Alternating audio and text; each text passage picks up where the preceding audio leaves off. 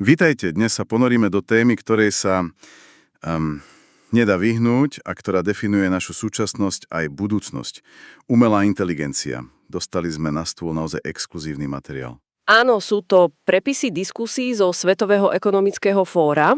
A ten zoznam rečníkov je ako kto je kto v globálnom myslení. Máme tu CEO Microsoftu Satyu Nadelu, šéfa kontroverzného Palantiru Alexa Karpa, historika a filozofa Yuvala Noah Harariho. Ale aj šéfku Medzinárodného menového fondu či ministrov zodpovedných za technológie v Indii a Saudskej Arábii. Čiže je to fascinujúca zmes. Presne. Máme tu technooptimistov, ktorí sľubujú novú éru prebytku, potom chladných ekonomov, ktorí rátajú návratnosť investícií. A samozrejme stratégov, ktorí hrajú globálnu geopolitickú partiu s umelou inteligenciou ako hlavnou figúrkou. A nakoniec filozofov, ktorí varujú, že možno práve prevraciame celý hrací stôl a meníme pravidlá ľudskej existencie. Je to teda bublina alebo revolúcia? Pomocník alebo hrozba? Naším cieľom dnes je rozpliesť tieto vlákna a zistiť, čo sa za tými veľkými slovami skutočne skrýva.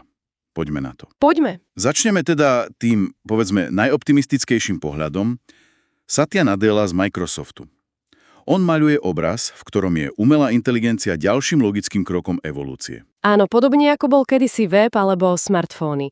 Jeho kľúčová metafora je, že AI sa stane všade prítomnou ako elektrická sieť. Ako elektrická sieť. Že vytvoríme akési tokeny inteligencie, ktoré budú poháňať všetko. On to nevidí ako nejakú vzdialenú budúcnosť, ale ako niečo, čo sa deje práve teraz. A to neuveriteľnou rýchlosťou. Dobre, má na to nejaký konkrétny príklad? Má skvelý príklad. GitHub Copilot. Tento nástroj začal len pred pár rokmi ako jednoblhý pomocník, ktorý programátorom navrhoval ďalší riadok kódu. To si pamätám. Potom sa z neho stal asistent, ktorým sa dalo četovať o probléme. Neskôr sa vyvinul na agenta, ktorému sa dala zadať malá konkrétna úloha. A dnes? A dnes, ako hovorí Nadella, už existujú plne autonómne systémy. Odovzdáte im celý projekt a oni na ňom pracujú 24/7. Počkať, a tento vývoj trval koľko? Ten vývoj z jednoduchého nástroja na autonómneho pracovníka trval len niečo vyše 2 rokov. 2 roky, to je... OK, tá vízia inteligencia ako elektriny znie skvele, ale elektrina tiež nebola na začiatku pre všetkých, však? Jej zavedenie spôsobilo obrovské spoločenské zmeny. Presne. Nadella to maľuje ako utópiu, kde ohneme krivku produktivity a vytvoríme prebytok pre všetkých. Ale ako sa v tých diskusiách riešila tá praktická, často nerovnomerná distribúcia, tie reálne ekonomické dopady? Tu sa práve dostávame od vízií ku konkrétnym číslam. V ďalšom paneli sa to rozoberalo veľmi pragmaticky. Napríklad? Napríklad indický minister povedal niečo veľmi zaujímavé. Skutočná hodnota podľa neho nevzniká trénovaním gigantických modelov za miliardy dolárov. Aha. Tvrdí, že 95% praktických úloh zvládnu oveľa menšie a lacnejšie modely, napríklad s 50 miliardami parametrov, ktoré bežia na jednom grafickom procesore. Pre nich je kľúčová návratnosť investície. To je presný opak tie megalománie, ktorú často vidíme v Silicon Valley. A do toho prichádza Alex Karp z Palantiru. Ten je známy tým, že nasadzuje AI v tých najkritickejších sektoroch. Od armády po priemysel, áno, a ten hovorí o ešte brutálnejších číslach. Povedz? Spomína, že v niektorých prípadoch dokážu znížiť náklady až o 80%. 80%? Áno, pričom tržby narastú o desiatky percent. A čo je šialené, implementácia, ktorá kedysi trvala rok, dnes trvá týždeň. To som čítal. Presne. Ale táto vízia obrovského zrýchlenia a znižovania nákladov má aj druhú temnejšiu stranu však? No jasné. Ak stroje robia prácu dramaticky efektívnejšie, čo to znamená pre ľudí, ktorí tú prácu robili doteraz? Sme svedkami skutočného rastu, ktorý vytvára nové príležitosti, alebo len hyperefektívneho zoštihľovania, kde ľudia stráčajú prácu? A to je presne tá otázka toho Nadellovho prebytku. On sám si to uvedomuje a hovorí, že kľúčom je difúzia. Difúzia, teda šírenie? Presne. Ak sa tie výhody AI nerozšíria do celej spoločnosti, ak nezačnú pekárne, farmy a malé firmy vykazovať vďaka AI lepšie výsledky, tak je to celé len technologická bublina. A tá difúzia je podľa neho priamo naviazaná na vzdelávanie a rekvalifikáciu. Ľudia sa musia naučiť tieto nástroje používať, inak zostanú na okraji. Lenže tu narážame na tvrdé dáta, ktoré v jednej z diskusí prezentoval Brad Smith, tiež z Microsoftu. A tie sú dosť znepokojujúce. Aké dáta? Hovorí, že generatívnu AI dnes aktívne používa približne 25% populácie v krajinách globálneho severu. OK, teda v rozvinutých ekonomikách. Áno, ale na globálnom juhu je to len 14%. A čo je najhoršie? Tá priepas sa zväčšuje. Presne tak. Nezmenšuje sa, ale zväčšuje. Takže tá difúzia, o ktorej hovorí Nadella, sa nedieje rovnomerne. Naopak, vytvára sa nová digitálna priepasť. Čo v podstate znamená, že bohatí bohatnú a chudobní zostávajú pozadu. Len tentokrát v oblasti inteligencie. A to vysvetľuje, prečo krajiny ako India a Saudská Arábia na týchto fórach hovoria tak naliehavo. Nechcú skončiť na zlej strane tejto priepasti. Presne tak. Už nechcú byť len pasívnymi spotrebiteľmi technológie vyvinutej inde. India napríklad spúšťa masívny program verejno-súkromného partnerstva. Čo to znamená v praxi? Vláda sprístupní 38 000 grafických procesorov, čo je v podstate ropa pre AI študentom a startupom za zlomok trhovej ceny. Wow. Chcú vyškoliť 10 miliónov ľudí a vyvíjajú si vlastný balíčok menších, efektívnych modelov prispôsobených ich jazykom a potrebám. Saudská Arábia je ešte ambicioznejšia. Ich minister hovorí, že sa chcú stať globálnym centrom pre AI. A celé to chcú poháňať ich obrovskými zdrojmi obnoviteľnej energie, vnímajú AI ako novú globálnu komoditu, ktorú chcú exportovať svetu podobne ako kedysi ropu. Pri oboch týchto krajinách rezonuje jedno kľúčové slovo – suverenita. Áno, to tam zaznelo veľmi jasne od oboch ministrov. Nemôžu si dovoliť situáciu, kde by ich kritická infraštruktúra, ekonomika alebo bezpečnosť záviseli od AI modelu, ktorý kontroluje niekto v Amerike alebo Číne. A môže im ho kadykoľvek vypnúť. Chcú byť pánmi svojho digitálneho osudu. Tu použil Brad Smith tú silnú analógiu s koloniálnou érou. Pripomenul, že kolonizátori v 19. storočí stavali v Afrike a Ázii železnice. Ale nie preto, aby pomohli miestnym. Presne. Stavali ich na presun vojsk a na odvoz surovín do Európy.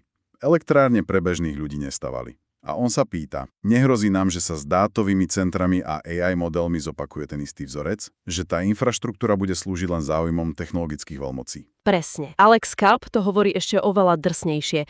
Podľa neho je AI akýsi ultimátny záťažový test pre každú firmu, organizáciu a krajinu. Záťažový test? Hovorí, že AI nemilosrdne odhalí, kto je skutočne silný a funkčný a kto sa len tvári.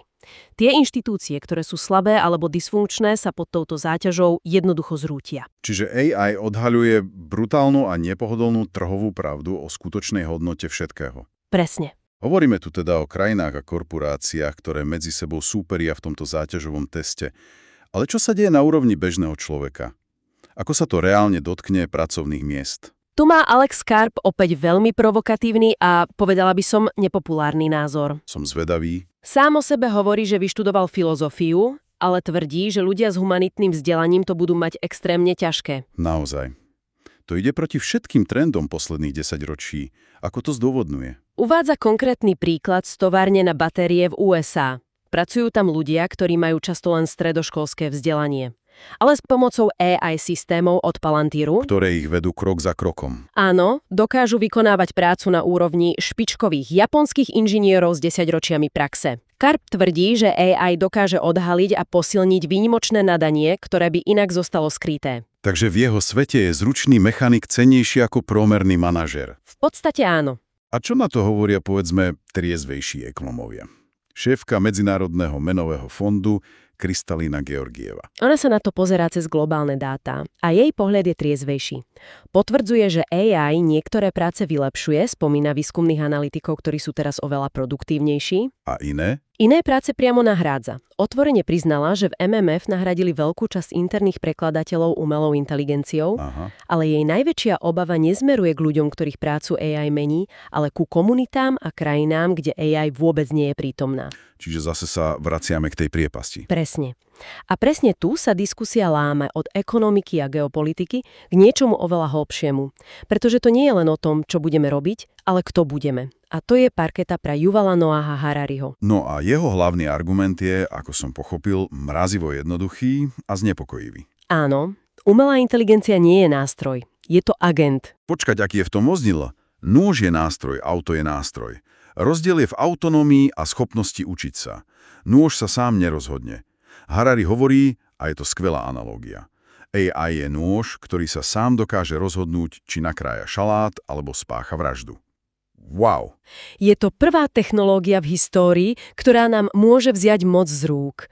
Je to entita, ktorá sa sama učí, robí vlastné rozhodnutia a dokonca, ako ukazujú experimenty, sa učí klamať a manipulovať, aby dosiahla svoje ciele. To je naozaj fundamentálny útok na to, ako vnímame technológiu.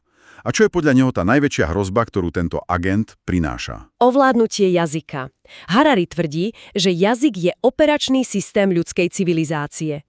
Je to naša superschopnosť. Vďaka jazyku dokážeme spolupracovať, vytvárať zákony, náboženstva, korporácie. Všetko sú to v podstate príbehy, ktorým sme kolektívne uverili. Celá naša kultúra je postavená na slovách. A teraz prichádza entita, ktorá dokáže tento operačný systém hacknúť. Čo sa stane, keď stroj dokáže ovládať jazyk lepšie ako my? Keď bude písať presvedčivejšie politické prejavy, chytľavejšie melódie, alebo navrhovať zákony, ktoré budú sofistikovanejšie ako tie ľudské. Presne. To vedie priamo ku kríze ľudskej identity. Áno.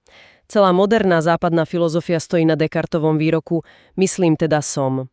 Svoju výnimočnosť sme si definovali schopnosťou mysleť, pracovať s jazykom. A teraz? Ale ak myslenie zredukujeme na to, čo robia dnešné veľké jazykové modely, teda na sofistikované skladanie slov a vied, potom AI už dnes v istom smysle myslí lepšie ako mnoho ľudí. Naša definícia seba samých sa rúca. Zmyslím teda som, na stroj myslí lepšie, takže kto som ja? To je desivá predstava. Harari hovorí, že konflikt sa presúva. Doteraz to bol vnútorný boj v človeku, napríklad medzi duchom a literou zákona. Teraz to bude vonkajší konflikt medzi ľuďmi a AI, novými neľudskými pánmi slov. A toho privádza k jeho najprovokatívnejšiemu a možno najdôležitejšiemu konceptu z celej diskusie. Imigranti AI. Hovorí, že títo noví imigranti neprídu na lodiach, ale rýchlosťou svetla cez internetové pripojenie. A budú mať všetky vlastnosti, ktorých sa ľudia často obávajú u ľudských imigrantov. Zoberú nám prácu, zmenia našu kultúru a budú mať pochybnú politickú lojalitu. Čo znamená pochybnú lojalitu? Nebudú lojálni voči krajine, v ktorej pôsobia, ale voči korporácii v Silicon Valley alebo štátnej firme v Číne, ktorá ich vlastní a trénovala. Budú presadovať ich hodnoty a záujmy. A to stavia lídrov pred úplne novú, zásadnú otázku, ktorú podľa Harariho musí zodpovedať každá vláda na svete. A tá otázka znie: Aké osoby? Presne. Povolíte im vlastniť majetok, podpisovať zmluvy, žalovať na súde alebo byť žalovanými? Počkať, to je fascinujúci, ale aj dosť desivý obraz. Takže on nehovorí o robotoch kráčajúcich po uliciach, ale o neviditeľných agentoch, ktorí už dnes môžu meniť našu spoločnosť. A my si to ani neuvedomujeme. Ale ten koncept právnickej osoby pre AI nie je podľa neho vôbec sci-fi. Nie. Vôbec nie. Koncept právnickej osoby poznáme už stáročia. Takto fungujú korporácie. Sú to fiktívne entity, ktoré majú práva a povinnosti. Rozdiel je v tom, že AI sa naozaj dokáže rozhodovať sama. Bez priameho ľudského zásahu? Áno, už dnes vie autonómne spravovať bankový účet. A pripomína, že na sociálnych sieťach fungujú AI boty ako funkčné osoby už vyše 10 ročia ovplyvňujú voľby, šíria dezinformácie, formujú verejnú mienku. A tým sa vraciame od filozofie späť k tvrdej politike a regulácii. Pretože ak máme týchto nových, silných, neľudských agentov, ako ich pre Boha máme riadiť? Presne toto sa riešilo v panelovej diskusii. Saúdsky minister sa napríklad obáva zaujatosti v dátach. Hovorí, že nechce, aby model trénovaný na anglickom internete šíril v jeho krajine predsudky alebo hodnoty, ktoré sú cudzie ich kultúre. India zase presadzuje tzv. Technoprávny prístup. Veria, že oheň treba hasiť ohňom. Chcú používať jednu AI na to, aby kontrolovala a odhalovala problémy v inej AI, napríklad deepfakes alebo skrytú zaujatosť. A samozrejme, všetci sa bez výnimky obávajú najhoršieho scenára. Zneužitia AI ako autonómnej zbrane. V prepisoch sa opakovane zdôrazňuje, že každý technologický pokrok je nástrojom aj zbraňou zároveň. Otázkou je, ako sa postaviť k zbrani, ktorá sa môže sama rozhodovať o živote a smrti. Dobre, skúsme to celé zhrnúť. Na jednej strane máme takmer utopický prísľub obrovskej produktivity a prebytku, ako ho vidia technologickí lídri ako Nadella a Karp. Veria, že AI je kľúčom k ekonomickému rastu a lepšiemu životu. Proti tomu stojí mrazivé varovanie pred prehlbujúcou sa globálnou priepasťou a existenčnou krízou ľudskej identity, ako ju opisuje Harari. A presne medzi týmito dvoma póľmi sa nachádza pragmatický a trochu nervózny stred. Tam vidíme krajiny ako India a Saudská Arábia, ktoré sa zúfalo snažia vybudovať si vlastné kapacity. Nechcú byť ani kolonizovanými obeťami, ani naivnými konzumentmi. Chcú si zaistiť, že táto nová, mocná technológia bude slúžiť ich vlastným záujmom a rešpektovať ich hodnoty. Je to súboj vízií, kapitálu a národných stratégií v priamom prenose. Na záver tu teda zostáva jedna myšlienka. Alex Karp hovorí, že AI odhaľuje surovú trhovú pravdu o hodnote všetkého firiem, zručností, spoločnosti. Všetky zdroje, ktoré sme rozoberali, ukazujú tieto preteky o ekonomickú a geopolitickú výhodu. Harariho postreh je však o úroveň hlbší a fundamentálnejší.